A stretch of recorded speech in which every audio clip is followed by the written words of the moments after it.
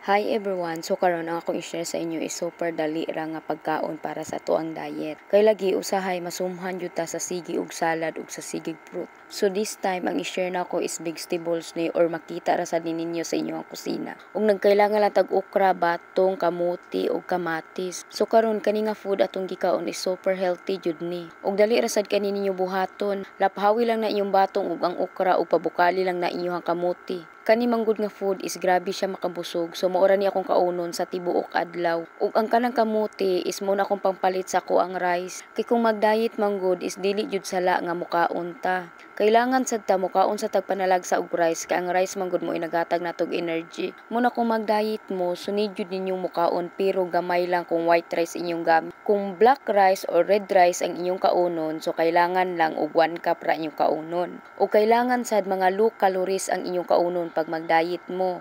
Mao nang dili jud sala ang mukaon guys, kailangan gyapon tang mukaon ha. Pero ayaw lang mo pagdali nga maniwang mo, so ayaw ninyo dali ang inyong kaugalingon. Nga kailangan diha dayon ka maniwang so dili na ang mag-diet. Ug ako manggod karon guys is gipick upan ako siya exercise kay lagi grabe nako kadako karon. Ug sa karon wala sa ko nagdali og paniwang or wala na ko gidadali akong lawas nga maniwang jud ko dayon. Mo na kung mag-diet gani mo kailangan i-sacrifice jud ninyo ang mga laming pagkaon sa inyong atubangan. Kay importante man gud once mag-diet ka kailangan og healthy gyapon ka ug healthy gyapon imong gipangkaon. Kay mao man gunay dapat buhaton nato pag mag-diet ta kailangan healthy ta.